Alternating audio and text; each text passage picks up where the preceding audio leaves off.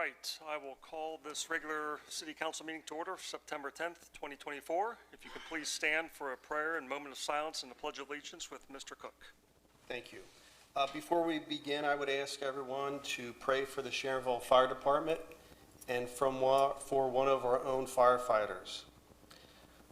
Mighty and everlasting God, you send your servants for every occasion. In your abundant love for humans, you have provided selfless civil servants who help uphold and maintain your created order. Among these firefighters are among the most valiant and brave. They are a wonderful gift you have provided for society. Bless these heroes and keep them safe in their noble vocation, that they may exhibit your sacrificial love day in and day out and go home safely to their families. Amen. I pledge allegiance to the flag of the United States of America and to the republic for which it stands, one nation, under God, indivisible, with liberty and justice for all. Ms. Buhart, would you please call the roll? Mr. Tankersley? Here. Mrs. Sharpshire? Here. Mr. Cook? Here. Mr. Levitt? Here. Mr. Cox? Here. Mrs. Knight? Here. And Mr. Schmidt? Here. Thank you. Are there any corrections or additions to the minutes of our last meeting or the 2024 Capital Improvement Council meeting? Seeing none, those minutes will stand as approved, as written and distributed. Thank you. Reports and communications, Mayor Hardman. Yes, our monthly Mayor's Court report includes total revenue of $22,120.50. Brings our year-to-date to $159,875.97, and that's about $5,000 more than where we were at this point in time last year. The entire report and breakdown will be made part of the minutes for anyone who wishes to see more information on that front. For those who are interested, tomorrow at Sharon Woods, there's going to be a groundbreaking. It's at 10 a.m., if I'm not mistaken. Sue's going to do the pleasure of representing the city of Sharonville at that event, but they have built a $3 million new playground complex that, if you've seen pictures of it, is pretty spectacular. I wish I was a kid again. But it's great to, it's great to have them as partners with our city. They obviously are a huge part of what Sharonville is and the amenities that we have available to our residents that we personally don't pay for as a city, but it's really great to be partners with the Park District. So if you have a moment, want to stop in there, do it tomorrow morning. Otherwise, when you have a few moments before it gets too cold, go take your kids, grandkids, anyone else down to see this new playground and part of the transformation of Sharon Woods. That's all I have for this evening. Thank you. Any questions for the mayor? Mr. Lovett. Not to be that guy, I think that's Thursday the 12th. You're right. Well, it is, what is it? It's Thursday. It's Thursday. It's Thursday. I forget what day of the week it is right now. So It's been a long week already. I respect it. Thursday the 12th at 10 o'clock, correct. Any other I questions? think the radio had the wrong time too this morning, actually. I think you're right. That's what I heard. All right. Safety Service, Mr. Lucas. Thank you. Before the legislation, 2 items. I think everybody received an invitation from Metro, but if not, the Metro is having their State of Metro 2024 at our convention center on Wednesday, October 9th from 11 to 1. If you would like and can attend and need me to register for you, I am more than willing to do that. Otherwise, hopefully it's a great event. Second, Chief Sunderman and I are attending the Center for Local Government annual meeting tomorrow, where in part the leadership graduates, academy graduates, will be honored, and this year Suzanne Castile from the fire department is graduating. Leadership Academy started about 10 years ago because Center for Local Government saw a need for that type of extensive training, and it's a March through August training effort, and I believe Suzanne's our 13th graduate, and we are tied for first amongst all the member communities, which is 67 in terms of sending people through that Leadership Academy. So just wanted to publicly congratulate Suzanne Castile for graduating from Leadership Academy. And then just legislation, ordinance 2024-50 is an appropriation amendment. Scott and Chief Sunderman will tag team on that explanation.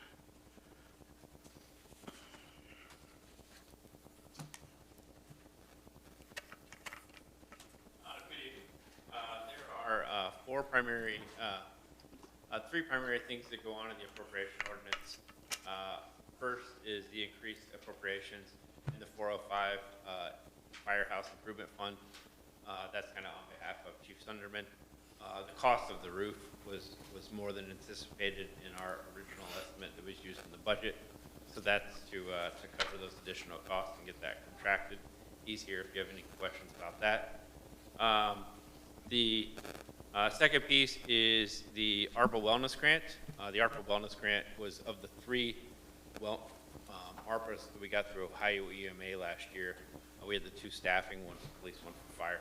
The wellness didn't really come on until late in the year. So the number in the 2024 budget was very much I think we budgeted $10,000 to get us started. So this is another $10,000 to address some firefighter wellness checks. So that was something I think we just recently wrapped up with police. So this will roll the fire department through that program.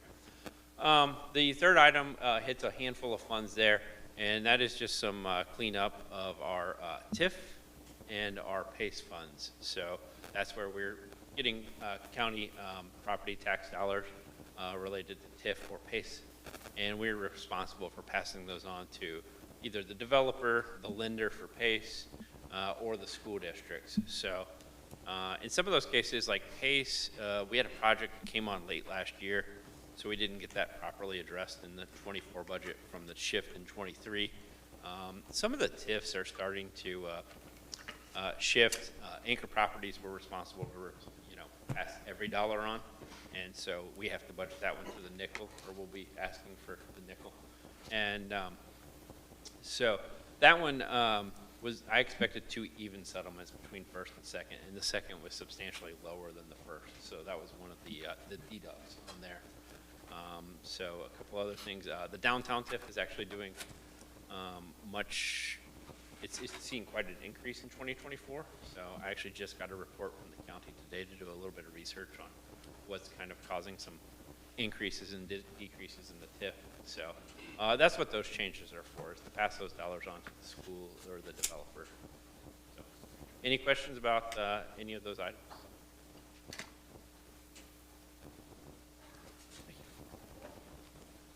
Chief, do you want to address the roof at all, or have any other comments? If anybody has any additional questions about the roof appropriations, but I'll just give you a quick summary. With preparing for the 2024 budget, we received a quote for $180,000. The lowest bid came in at $260,000. We did go back and talk to the company that gave us the quote for preparation for the 24 budget, and they simply hit the wrong button of prevailing wage for residential versus prevailing wage for commercial, and then of course material costs were up somewhere in the neighborhood of 12%. So that's the reason for the increase.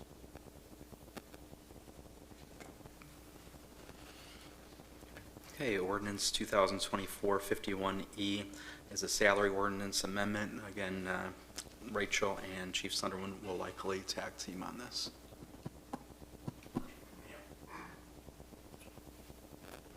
Part of this salary ordinance, as far as the fire department goes, is we previously had a position of assistant fire chief.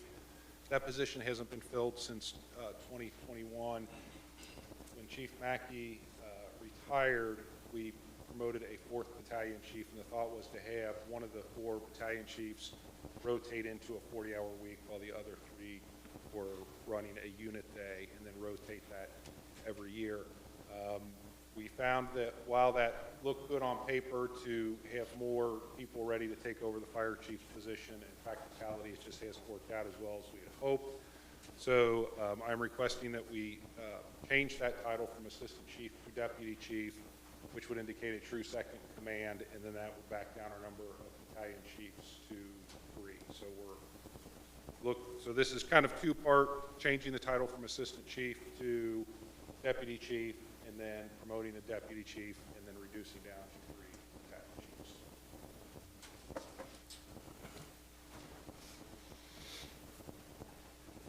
And the second part is related to the clerk of courts position. It's currently not exempt under pay grade I in the pay ordinance. Due to significant responsibilities associated with overseeing the court and the assistant clerk of courts, the administration is looking to move that position to exempt under pay grade H to better align with its duties and the current market of the position.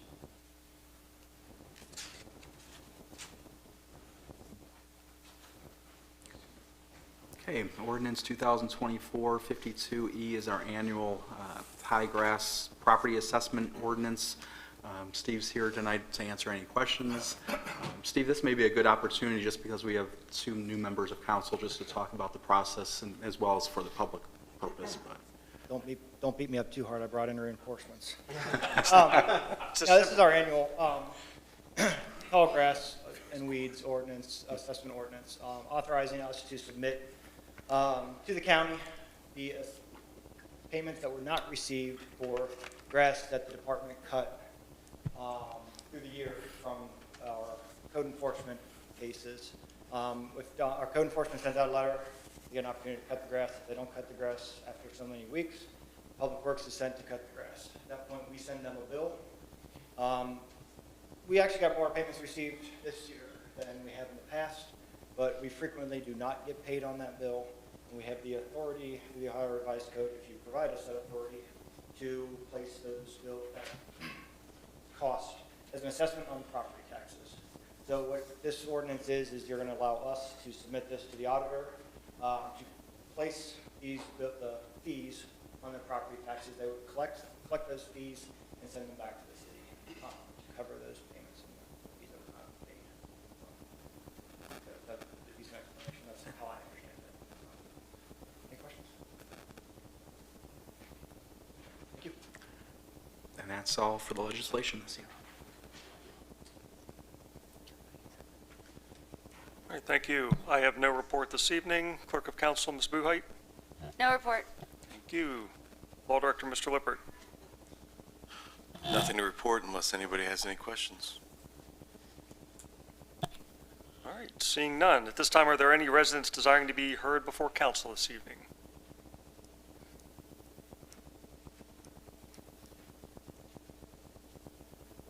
Tim Schmidt, 12215 Pickwick Place, Sharonville. The Sharonville Fire Department has been mentioned several times this evening already. I want to bring it up one more time. This past Saturday, September 7th, members of the Sharonville Fire Department went down to TQL Stadium to walk the steps in honor of the 343 New York City firemen that died on September 11, 2001. There were a total of 500 people that walked, not all firemen, but some of the firemen, including some of those from Sharonville, did wear full turnout gear as they walked those steps. That's amazing. I was very honored. The members of the Sharonville Fire Department allowed me to go with them down to TQL Stadium. Now, I want to be absolutely perfectly clear. I did not walk the steps. I was there strictly to support those members that did walk the steps and to thank them for honoring those firefighters that died on September 11th. Thank you. Thank you. All right, council committees, community development, Mr. Tankersley. Thank you, sir. Just a reminder, BZA and Planning Commission meeting is tomorrow. BZA is at 6:30, following Planning Commission at 7 here in council chambers. And I also want to let everybody know that community development got a meeting scheduled for September the 20th at 3 p.m. There'll be an email going out to everybody on the meeting if you're interested in attending. And that's all I have. Thank you. Questions for Mr. Tankersley? All right, seeing none, Budget and Finance, Mr. Cook. Thank you. No report for budget and finance or project oversight. I will work with Ms. McKee and Mr. Lucas on when the next meeting will be prior to our budget.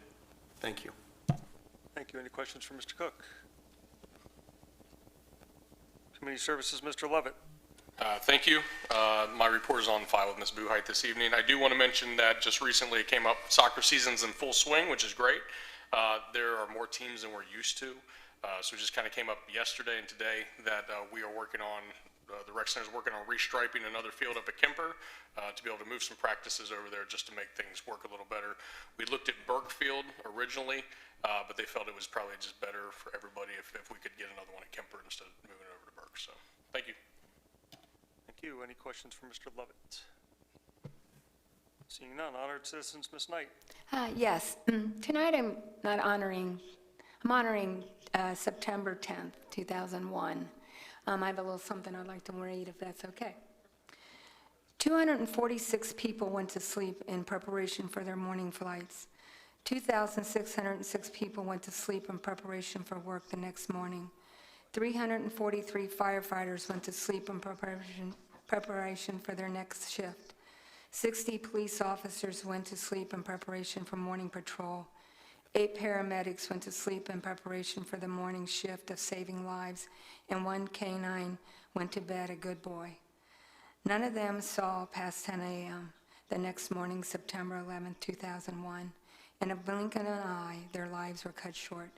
Tonight is prepare for bed, preparation for their life tomorrow. Kiss the loved ones you love, snuggle a little tighter, and never take 1 second for your life granted. Thank you. Thank you. Questions, comments for Ms. Knight? Thank you. Law and Public Safety, Mr. Schmidt. The next Law and Public Safety Committee meeting will be on the 17th at 4 p.m. Administrative Conference Room. And also a note, Glenn, I walked the fields at Kemper. They are in really, really good shape, the best I've ever seen them. So I was very, very pleased that we're going to be able to use them. It's great. Thank you very much. Thank you. Any questions for Mr. Schmidt? All right, seeing none. Rule suspension motions, first and only reading for ordinances 2024-50, 2024-51E, and 2024-52E for immediate effectivity. Is there a motion for late delivery rules and suspension for those ordinances read? Ms. Sharpshire, thank you for the first. Mr. Cook, thank you for the second. Any discussion? Seeing none. All those in favor say yes. Yes. Those opposed, no. Okay. This rule suspension pass. There is no unfinished business. New business. We're going to run this a little bit out of order, so Okay. Ms. Buhite. First and only reading of ordinance 2024-50, amending 2024 appropriations for various funds. Thank you. Is there a motion for ordinance 2024-50? Mr. Love, thank you for the first. Ms. Knight, thank you for the second. Any discussion? Seeing none, roll call, please. Mr. Tankersley? Yes. Mrs. Sharpshire? Yes. Mr. Cook? Yes. Mr. Levitt? Yes. Mr. Cox? Yes. Mrs. Knight? Yes. Mr. Schmidt? Yes. Ordinance 2024-50 has been approved. First and only reading of emergency ordinance 2024-52E, authorizing the Safety Service Director to notify the county auditor of special assessment on certain properties in the city of Sharonville to reimburse the city for costs of removal of weeds in accordance with Ohio Revised Code Section 731.54 and Sharonville Codified Ordinance Section 521.05, which is notice to cut weeds, construct, repair, or clean sidewalks, abate nuisances, and Section 521.13, weed removal for calendar year 2024 and declaring an emergency. Thank you. Is there a motion for ordinance 2024-52E? Mr. Tankersley, thank you for the first. Ms. Sharpshire, thank you for the second. Any discussion? Seeing none, roll call, please. Mr. Tankersley? Yes. Mrs. Sharpshire? Yes. Mr. Cook? Yes. Mr. Lovett? Yes. Mr. Cox? Yes. Mrs. Knight? Yes. Mr. Schmidt? Yes. Emergency Ordinance 2024-52 has been approved. First reading of Emergency Ordinance 2024-53E, authorizing the Safety Service Director to bid the Cornell Road Culvert Project, to award a contract to the lowest and best bidder, and to appropriate additional funds for the project and declaring an emergency. First reading for Ordinance 2024-54, amending Codified Ordinance 521.17 to define and incorporate public safety incidents. All right, thank you. And on this upcoming ordinance, I will recuse myself from calling a motion on this particular ordinance, and I'll ask the President Pro Tem, Councilman Levitt, to call this motion. Okay. Ms. Okay. Buhite? Yes, ma'am. First and only reading of Ordinance 2024-51E, amending the salary ordinance for the Assistant Fire Chief and Clerk of Courts positions and declaring an emergency. Do I have a motion to approve 2024-51E? Mr. Cook first, Mr. Cox second. Any discussions? Roll call, please. Mr. Tankersley? Yes. Mrs. Sharpshire? Yes. Mr. Cook? Yes. Do you get to vote when you're President Pro Tem? You do? Okay, thank you. Mr. Levitt? Yes. Mr. Cox? Yes. Mrs. Knight? Yes. Mr. Schmidt? Yes. Ordinance 2024-51E has been approved. Thank you. All right, at this time, are there any residents desiring to be heard before council this evening? Going once, going twice. Okay, thank you. Any other matters to be heard before council this evening? Ms. Knight? One of our residents, she wanted us to remind everybody that school's in session. She's a past school bus driver, but she wants people to start slowing down in the school zones. So I told her I would announce that. Thank you. Any other, Ms. Sharpshire? I just want to share that we had Princeton City School District invited they had elected officials night on this past Friday, and I thought they did a really good job welcoming us. They were so hospitable, and it was a lot of fun. We had Mr. Paul Schmidt and the mayor, and we had a lot of fun with it, and it was a super awesome weather after the rain came down. And I just wanted to thank the Princeton City School District for their hospitality. And I'm now the captain of the Princeton of my high school football team. Never thought I'd be able to say that. It's kind of honorary, but we'll leave that part out for the night, yeah.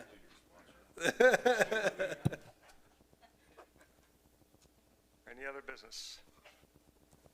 All right, do I have a motion for adjournment? Mr. Tankersley, do I have a second? Ms. Sharpshire, thank you for the second. All those in favor say yes. Yes. Those opposed, no. All right, thank you. We're adjourned.